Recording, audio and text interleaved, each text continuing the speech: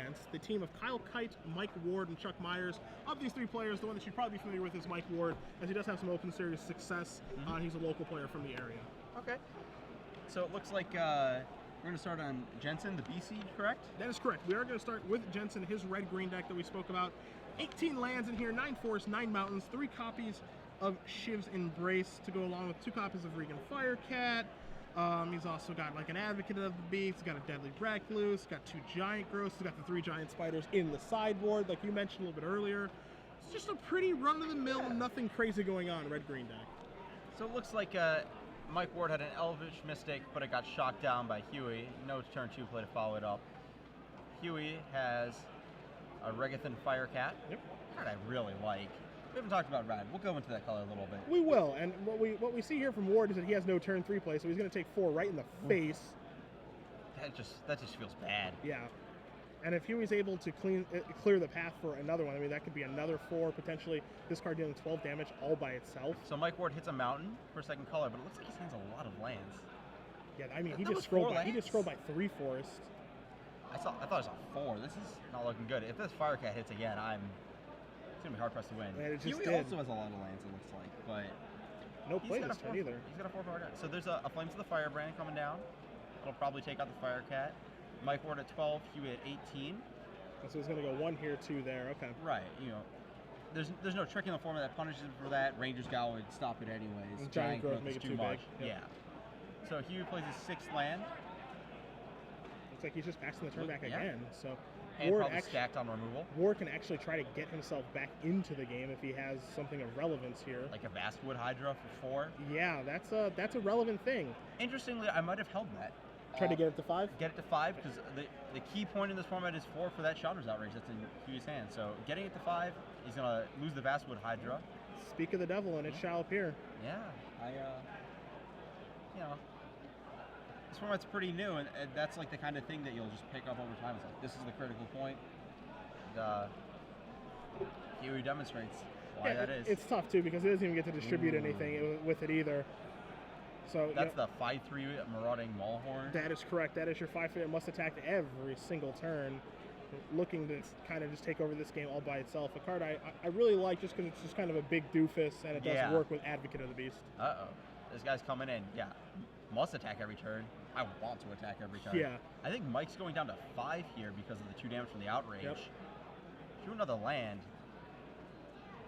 And he's just going to concede the game. Wow. So 4, 4, 5, 5, 2. Yes, dead. a very, very uneventful game there as you see us cut over here to a little look here at Mr. Duke and Mr. Chuck Myers. But yeah, Huey Jensen's going to win game number 1 there over Mike Ward in pretty easy fashion. I mean, Ward just kept a land-heavy hand and just drew more of them. Yeah. So as we figure out what match we're going to cut to here for you guys in just a moment, we'll take a look at Chuck Myers' deck list. Again, Reed's deck is this pretty fun, sweet blue-black control deck where he's got Ring of 3 Wishes, he's got, you know, some card drawing, he's got some removal spells, got some Archaeomancers, got some Claustrophobias, and then has this awesome end game in which he can, you know, assuming he can just draw out the game long enough, he has 1 copy of Rise of the Dark Realms to be able to get everything back on his side. It looks like he's playing a blue-black mirror, actually. This will be interesting to see who's advantaged. We have a lot of cancels from Chuck. We got multiple cancels from Chuck Myers in the gate and sideboard. Okay. So that's pretty important in this mirror. He looks like he's got multiple Mind Rots in the main too. He might be well set up for this. Yeah, this might actually be difficult for Duke, honestly. It looks like we've got Owen under the camera right now. Black-red deck facing down blue-white. Again, Turtenwald's deck is basically the Active Treason precon. If you could build a precon for Active Treason, I think this would be it, as he has a ton of sacrifice outlets. He has 3 copies of Active Treason, and he's just got some solid black and red creatures, but he's able to turn Active Treason into either a removal spell or, you know, just have some interaction that's really, really positive.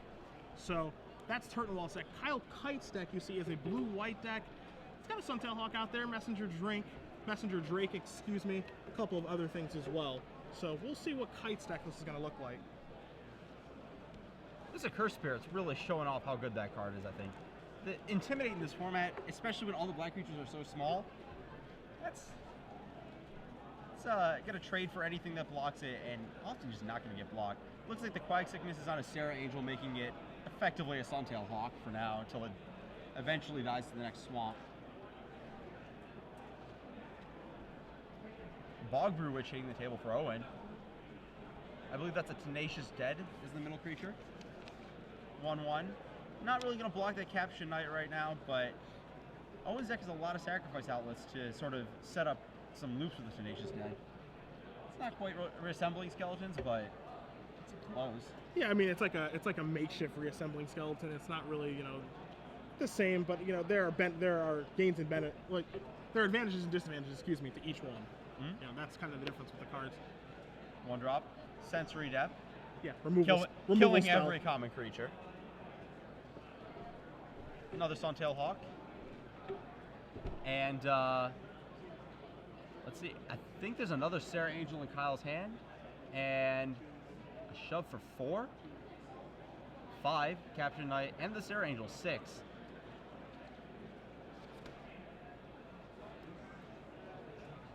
Bogbrew Witch, not likely to block this first striker here. No, I mean, I think like I kind of like Kite's deck because he's kind of on the same school of thought as you, as that Suntail Hawk in this format is actually like a real card. Yeah. As into opposing formats where it's super mediocre.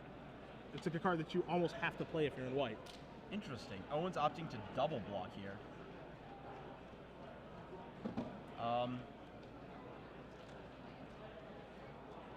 Is that a Tenacious Dead or a Festering Newt there? Might be a Newt, actually, with the Witch. Oh, and then we get to kill the Messenger Drake when it dies. You see Ward consulting with Kite about what to do on this particular turn. Let's see. We can pump up this Caption Knight. Instead, we're just opting to yeah, just takes down the creature. just takes on the creature. It was a Tenacious Dead. Okay. Okay. Interesting. I feel like I would have tried to extract value out of the Knight and just pump twice. Yeah? Yeah. Instead of playing the Sarah Angel this Yeah, I turn? think so.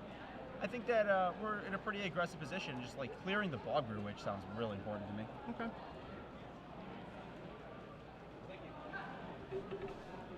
Let's see. The one thing here is that Turtenwald has just been stuck on lands like this entire game, right? Like, you know, he does have a Bogbrew Witch, he's cast a Quag Sickness. The 3/2 has been hit by Sensory Deprivation, but he only has 4 lands in play where Kite has 7. So, you know, he's kind of bottlenecked on mana and what he can do for his turns, kind of hoping that he just ends up drawing lands, but he's staring down 4, 5, 6, 7, 8, 9 points of damage in the air. Yeah. You know, that's the problem for him right now. Yeah, that is a big and fast clock.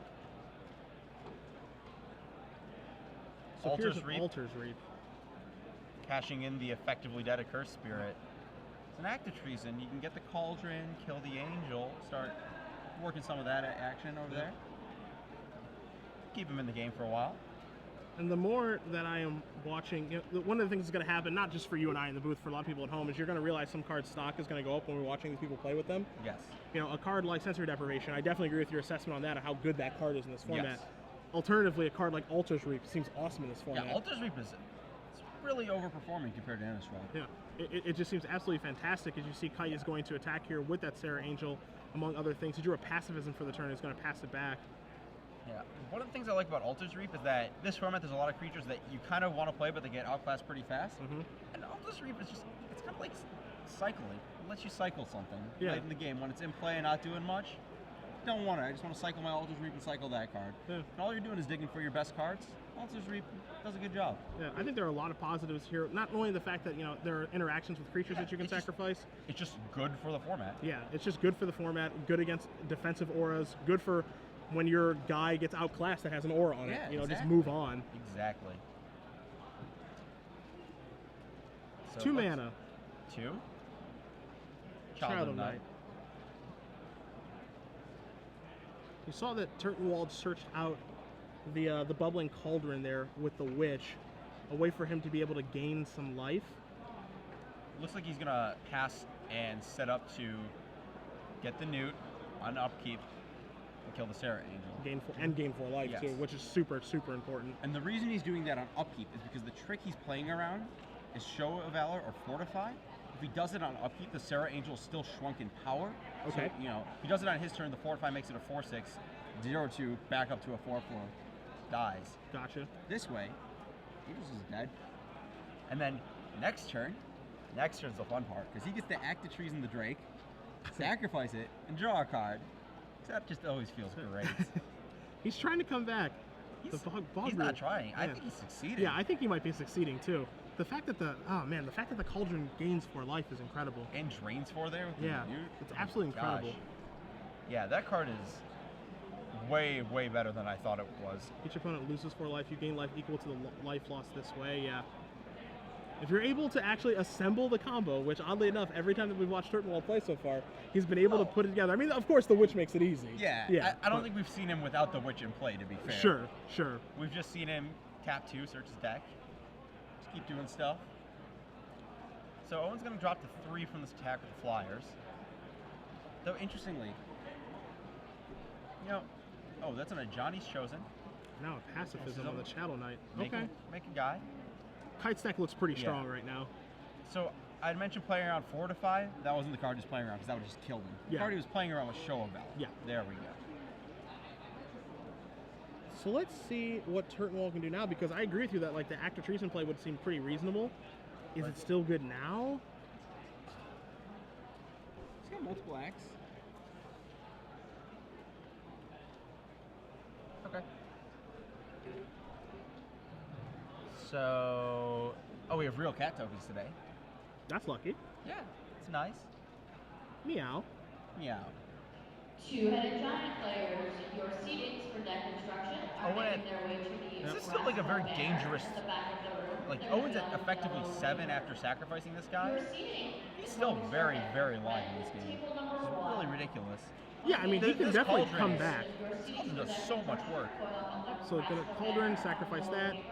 Draw my card. Draw my card. Thank you very much. I've got Brogru. I've got the Witch back on defense. Kyle's at. There's a swamp to take care of that. Yeah. Kyle's also at 3 less life from that deck. Like he's also pretty low on life. And another blocker now too for Turtenwald as well. So Turtenwald is trying his best to come back here. Kyle doesn't draw a spell, so. And does he have any great attacks? I mean, like he's going to attack with the 2 Suntail Hawks. Yeah. I think attacking with the 3/3 is fine. I think attacking with the 2/3 is fine. I think just shoving with everything is great. Though, assuming Kyle, if I've kept up correctly, is at 7. He has to worry about dying on the swing back, maybe? I don't know.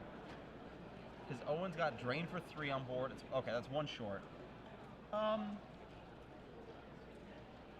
Yeah, 7 to 6. 7 to Our life 6. totals are correct for you guys now at home. As we do have a quick update for you. Yeah. Huey just not wasting any time whatsoever, as he's already won his match 2 games to 0 again. And so now, the future Hall of Famer gets to coach what are potentially 2 future Hall of Famers, maybe, in Turtenwald and Duke. Jeez. They are well above the expected line to make Hall of Fame. Yes. I'm not going to make any guesses as to which one's more likely, but potential future Hall of Famers, very accurate. How about this? He's coaching currently in Turtenwald the player who has the worst hair between the 2. Can you agree there? Wait, Owen has the worst hair on the team, or the worst hair? Between him and Reed. Absolutely. Okay, all right. I'm glad we can meet common ground. Yeah. Okay. The player without a token. Ooh. That was dirty. That was a bit low.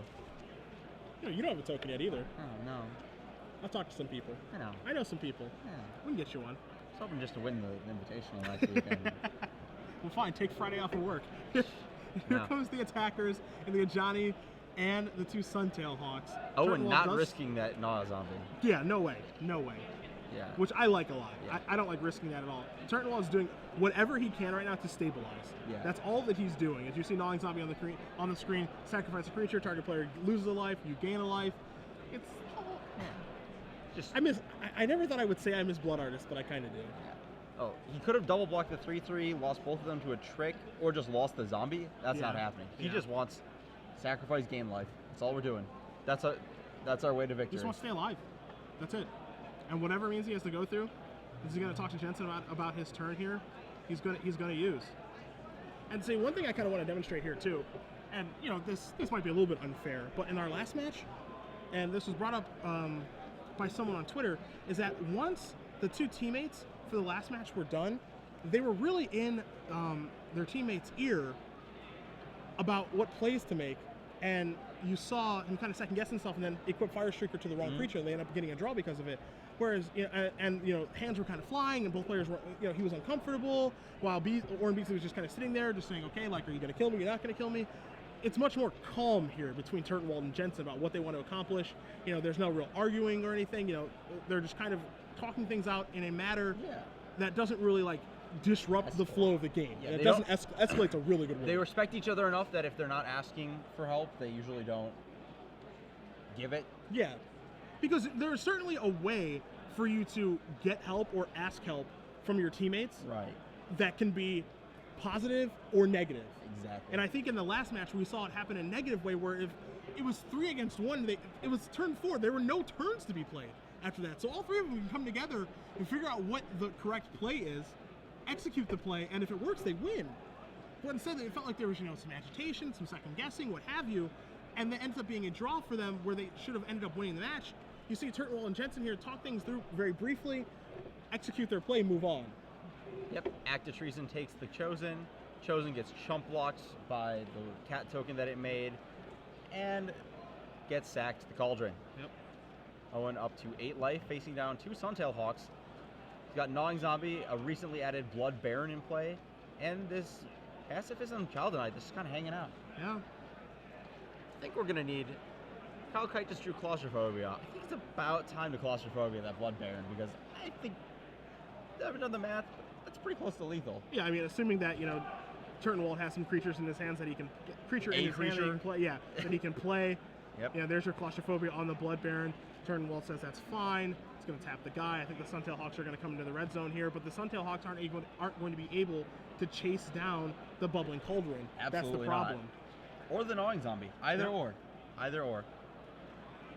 And of course, I mean, the Suntail Hawks, you see Kite right now, he's kind of looking at him saying, am I going to attack with these, but are you going to block with them? Yeah. Because I don't think that's a realistic option. I think you just keep attacking, because if you're not attacking, and it's very unlikely that you'll be blocking, the Cauldron is just doing all of the work then, gaining Turtenwald so much life. His block is just absolutely not profitable, too, because it's a 1-3. Yeah. And you see that they do come across, so Turtenwald's going to go down to 6 here, but Kite is out of spells. Out of cards. And out of cards. So he has nothing that he can do, and now he's at the mercy of Turtenwald. So Turtenwald, after finally drawing some lands, or it looks like 3 straight, maybe 4, has really turned this game around. He really hasn't had that much attacking going on this game, but he's done a lot of damage. Yeah, I agree. The Act of Treason shoves, the Newt, everything. It's just kind of added up out of nowhere. And so now, I agree with you, where we walked into a game here between Kite and Turtenwald where Kite was super far ahead. We walked into a point where he had Sarah Angel, Messenger Drake, 2 Suntail Hawks, so that's 9 points of flying in the air versus Turtenwald with no air defense. And now played another Sarah Angel. Yep. And now this game is turned around like crazy. You see Kite is now kind of, disinterested, kind of knows the writing's on the wall. The game is turned in Turtenwald's favor. He draws another Suntail Hawk, and now his Hawks are on defense. So now Gnawing Zombie is going to sacrifice here. He's going to do a little drain, a little gain, gives the Pacifism back to Kite. Yeah, these 3 Suntail Hawks getting held down by this Nightwing Shade yet again. Yep. The All-Star. Nightwing Shade was not this good in this previous format, Oh, right? absolutely not. Okay, I just want to make sure that I'm remembering correctly. I'm kind of old. I'm losing my memory. You're a young man. Who's been, I think you played in that format. I remember the Shade, not so good in its format. We both played in that Pro Tour. Yeah, Nightwing Shade was so mediocre. 5 mana, it's Zendikar, right? No? M11, Amsterdam. M11? Okay, yeah, thank you. Super mediocre. Undead Minotaur joins the team. 2-3 beatdowns. I do like the subtle throwback, the Undead Minotaur off of the Hurloon Minotaur. Yeah, I like the flavor. I like it. Minotaur Abomination. It's two Undead Minotaurs stitched together in the picture. There's a lot of really cool things going on with those cards. Claustrophobia Blood Baron gets thrown at the face with a Gnawing Zombie. A little more drain, a little more gain. I think we might be seeing a lethal attack this turn. Yep. He's at 3. Actually, he can It is Xaxes. Yeah, he can Or get in more with than. he can get in with everybody, and then gnawing zombie activations. Because now the Suntail Hawks are gonna have to chump block, as they do. Gnawing zombie gets in, puts Kite down to 2. There's an activation, puts you down to 1. And Turtenwald, I believe, is going to make one more sacrifice here, put you down to none. So Owen Turtenwald is going to win game number 1 here versus Kyle Kite. He's going to be up 1. You see Reed Duke also up a game here over Chuck Myers, and William Huey Jensen has already won his match. So sitting pretty good now is the team and defending champions of Turtenwald, Jensen, and Duke. Yeah, absolutely. Yeah, no. Owen just opting to finish off that game instead of doing the marginally technically correct hang out with your mana up, but really there's no Angel's Mercy in this format. He probably knows that. He just wants to be done with it and not slow roll his opponent. Yeah. Respectful move out of Owen. And the tough thing here, or I don't want to say tough isn't the right word to use, but the interesting thing here is that of the decks that we have seen so far, because we've covered a lot of different teams throughout these first 4 rounds, is that I wouldn't say that Turtenwald, Jensen, or Duke's decks are the best decks that we've seen. I'd say that their decks are good. No, yeah. But I would not say that their decks are, busted or broken, or they're doing anything that's like, oh, come on. Like, that the red-green deck that we saw earlier, right, I don't think we saw a bad card. No, absolutely in that not. deck. Dragon's Egg was the worst card, I think. Yeah. Or even that's fine. I don't even know. Just all good. Ooh. So on the subject of Minotaurs. Yeah, so we're going to cut over to the Reed Duke Chuck Myers match. You see Duke does have in play a Seacoast Drake. He's got a trained Condor. And he does have what looks like, I believe that's the 2/3 Minotaur? No, that is the big one. Okay, so that's stitched together. That's the 4/6 Minotaur. You see on Myers' side, he has the Child of Night and the Accursed Spirit, the 3/2 Intimidate. You see Duke is at 1, and Myers is at 9. So Duke he's behind on life total, but it looks like he's ahead on the board. Yeah, very ahead. This control mirror. Looks like Myers got his negate in hand, but somehow the board state's turned into a creature fight. That was not what he was planning on with that one. And the creature fight is currently favoring Duke right now. Yeah. Minotaur Abominations.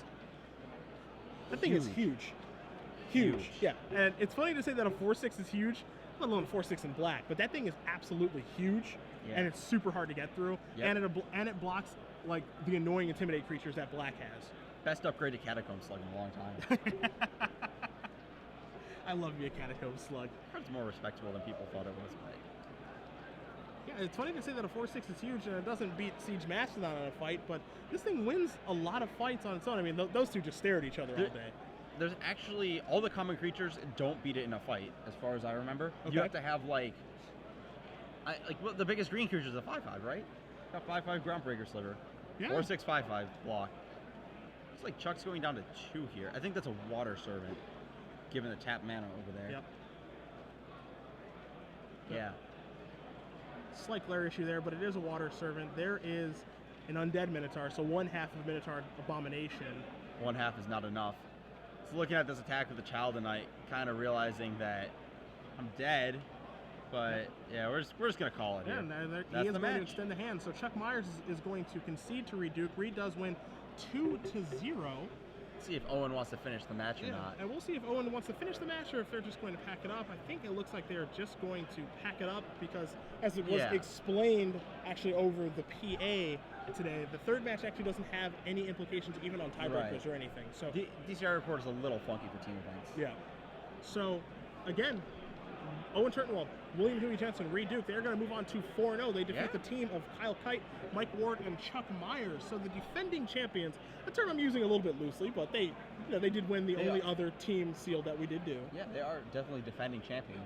They are off to another fantastic start this weekend at 4-0. Again, with decks that I feel like are not busted or broken, but they're good enough. Good enough for them to win. Yes. Yeah. I would certainly agree with that. Good enough for them to potentially make top 4. And then once you get to the draft, anything can happen at that point. Oh, well, by anything you mean Huey Jensen beats everybody. Yeah, that could be a thing that does occur. I know the last time when we were in Somerset, when they were doing their finals draft against the team of Alec Nezin, Joe Demestrio, and Frank Scarron, Grand Prix Charlotte champion, they their decks weren't that good. The decks that they drafted, and honestly, none of the decks were that good. If you talk to all 6 of those players, none of them really felt like they had a great deck. I think the best deck at the table actually was Alec Nezin's blue-black deck of the 6, and we saw Nezin's team jump out to a very quick 3-0 lead, and then we saw We saw Jensen's team, I think, even it back up. I think it may have went 3-0 to Nessen's team, then 3-0 to Jensen's team, and then it ended up going the full 9. Yeah. And Jensen's team ends up winning the tournament 5-4. But it was super entertaining. It was super entertaining. It was really, really back and forth. It was really, really late at night. Oh, it was super late at night, but I loved it. It was great. I loved it. Yeah. Those guys battled deep into the evening to crown a champion in Somerset. I think we got out of there at around 2:30, maybe 3 a.m. It was 2. Yeah. I was watching. It was a solid. Oh, you stayed 2. up with us? I did. Look at you. I Boy. did. I don't remember why, but I did. So Turtenwald and Kite are going to play out another game here. Again, I'm a big fan of this for some more like deck familiarity and all of those things. So Kite's no 1-drop, but a caption knight on 2 to Owen's Tenacious Dead. So are we just going to start calling that card Tenacious D? Because that's just like the easiest thing in the world to do. I don't like easy nicknames, but I mean, what are we going to do? Not call it Tenacious D? Yeah, obviously. All right. Tenacious D. Divination here for Kite. Going to draw him 2 more cards. Owen, no 2-drop, but we got a regen for the block, basically. Yeah. All right, pass it back. The no hand lift was a nice Yeah, touch. that was pretty good. That was pretty good. I like his style. So Yeah, that attack from Kyle cost him a life, looks like. Yeah, it did actually. Yeah. Yeah, so It's a very small interaction. Yeah, but every point does matter. Yeah. Honestly, even though you make the argument, the match is over. It doesn't really matter that much. But if you are actually going to play afterward to get practice, then this is the time to learn these. This is the time to learn. And so there's no reason to throw away a point of damage. Here's a Suntail Hawk here from Kite. He's going to pass turn back. You see his hand right now. He has an Ormaster. He has a Sarah Angel in his hand. It's like some lands. Yeah, and a healthy amount of lands in his hand. As here comes the Blood Baron. Blood Baron Tenacious Dead. Let's get going. We call that a combo in the business. How much is it for Owen? Just 2? Okay, just 2. And there's another Blood Baron. Oh boy. He has so many. He has so many sacrifices. Owen's deck is real nice. So here's a question: like in the past, especially back in the day, when damage used to stack, then Tuca Husk type cards were much better. They're still fine. We've seen cards like Blood Throw Vampire and Blood Baron and stuff like that be perfectly reasonable limited effects, but they were more of like synergy cards where it worked with Act of Treason. How do you think Blood Baron lines up in this format, kind of ignoring Act of Treason, because obviously it's good there, but just by itself? Is this a card that you like, that you dislike? Yeah, I think it's... We were talking about Altar's Reap earlier as a way to sort of recycle your crappy early creatures. Mm-hmm. Black has a few of those, like Child of Night, that get outclassed fast. Blood Baron's another way to do that. I don't think it's awesome. I just think it's respectable. It's also worth noting that there's not a lot of creatures that outclass a 2/2 up until 4-drop. Okay. So we got a Liturgy of Blood. The mana is getting sunk into a Tenacious Dead sack. Yeah, I like that play. It's nice. One of the things I've been looking at while I've been looking over like the spoiler and becoming very familiar with these cards for this event is like the kind of things that you can do once you Liturgy and have the 3 mana. Yeah. What can you actually use the 3 mana for? Like Mind Rot is a pretty obvious one. Playing an Undead Minotaur is another one. Tenacious Dead Sacrifice is one I had missed that unsurprisingly Turtenwald did not miss. So it looks like Kyle's opting not to play his Messenger Drake, and he's instead going to try to block down this Blood Baron with a Caption Knight. I don't think this is going to end as well as he thinks it does. I don't think it's going to end very well either. Gonna pump again. Oh, and just going to pay 2 more mana. So he's pay another 2. Yeah, pay another 2 sacrifice there. Push some damage through. Get that knight out of the way. Yeah. That's Sarah Angel down to the Liturgy. Kyle's not getting anywhere fast here. No, he's got to play something. And the problem here for him, is that he's kind of like in this hard lock of my Blood Barons are the abyss right now. You can't block any of them profitably. We've just got some really awesome shades going on. Yeah. Blood Baron is... the combo of Blood Baron and Tenacious D... Well, it's build your own Looming Shade. Yeah, it is really, really good. Yeah. Yeah, I just decided right now I'm just going to call that card Tenacious D today. Yeah. Oh, just today? Yeah, just today. No other time. Here's a Quack Sickness, going to take care of the Suntail Hawk. Okay. Get that thing out of the way. Here comes... Everybody. Oh, Tenacious D is getting in there. Yeah, just maybe he wants to block that one. So here's a sacrifice to Blood Baron. Here's a sacrifice there. And another sacrifice, and it's going to be 2, 4, 6, and 8 So Turtenwald's going to come across for that final 8 points of damage. Kyle Kite's going to extend the hand. 6-0 to the defending 6-0 champions. to the defending champions over the team of Kite, Warden, Myers. Very, very impressive stuff there from Turtenwald, Jensen, and Duke. Update from the field. Drew Levin, Jarvis Yu, Jason Ford move up to 4-0 despite Jason Ford's best wishes. Sorry, Jason. You have to keep playing today. Hate to break it to you. As we're going to cut back here in the booth for you guys. Cedric Phillips, Ari Lack, Star City